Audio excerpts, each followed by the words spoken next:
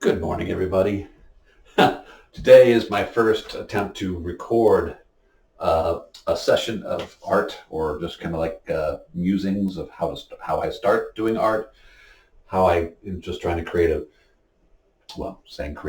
how I'm making a creative zone for myself, an area of experimentation.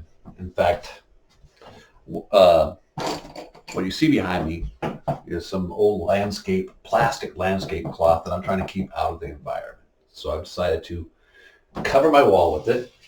And if you get a good look at it, you can actually see through it. And the stuff that I will apply, like paint and stuff, will go through this material. But you know what? The great thing about paint is you can cover stuff up. So I can take this whole thing down. As you notice, it's just like held together with little industrial push pins up and bottom. So it's totally removable. But I can just do whatever I want here. In fact, I've got like my box full of just weird stuff. I found this box. My daughter had it like as a makeup box, but I decided to put all my random pens, and I don't know if you can see that. How about this way? Random pens and erasers and pastels and all sorts of stuff. And when I start brainstorming or just creating stuff, I don't really think about what I'm doing beforehand. If you have an image you want to create, that's not what this is about. This is just about letting ideas flow and letting them go and responding to it. So you make a mark, you respond to it. You like it, you don't like it, it does not matter, because there's always something you can do to change things later on, to adapt things. Heck, if I don't like this mark, let's just say I'm going to go make a hand. If I don't like that later on, I can paint over it. Although even sometimes, just a little warning, sometimes ink is hard to cover up. But you know, even if that's the case, I can always just rip off some paper, put some glue on it, make this a collage.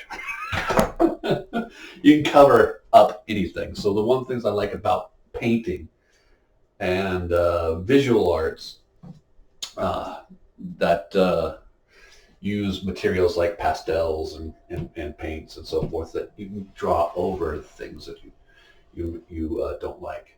And so it's kind of a way of, you know, allowing yourself to fail and try and keep learning. And so that's kind of what this space is. Might as well use a different pen. I'm using a Sharpie here. This is the experiment zone.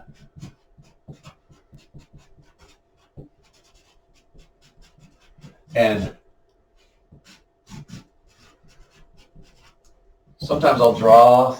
I like to make lines and so forth. I love to make textures and things, but I'll use like, you know, numbers.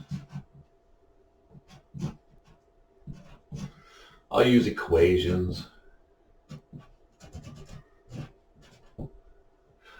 I'll use symbols. I can do anything I want. And that's the great thing about that. And that's what I like about this space. I've never really quite had a space like this growing up, or even as an adult. I'm 51 years old, and I've never really allowed myself to play like this. So this is an area of experimentation and play. And even if you can't read that, it doesn't matter, because this is going to transform and change as the entire year goes on. Now, what I am also going to do is I'm going to just play with the surface and make it what it is. And maybe it might become a landscape. You know, I like to make landscapes. It's an example of something like that. In my early days, I love landscapes, but now I'm trying to push myself into a different direction, a more abstract direction, a way of pushing my own boundaries in a way.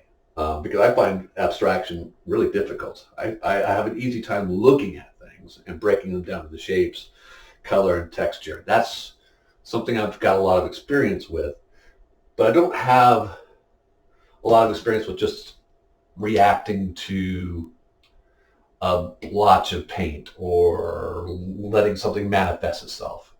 And that's what this is kind of an experiment doing. Now, after I'm done with getting this whatever I want. It's still going to become like a protective surface for my wall. Ultimately, I'm going to actually put an easel here. I'm going to drill it directly into the wall, and it will have a place to put hang more formal canvases and stuff like that, things that you would naturally expect when you have a painting course or something like that, or if you want to make a painting. Usually those are the types of materials you use.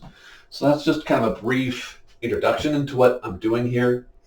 As you can see, I got various forms of inspiration, things I've done in the past, friends that have inspired me, family that inspires me, and I'm sure I'm going to have to work this camera thing out a little bit differently. I don't necessarily need to include that door, do I? The angle might not change, though. We'll see. We'll see. This is a totally vanity project. That's let's see. As I move forward, we might focus on different little areas closer up. I don't know. We'll see. We'll see how it goes. Take care of yourselves.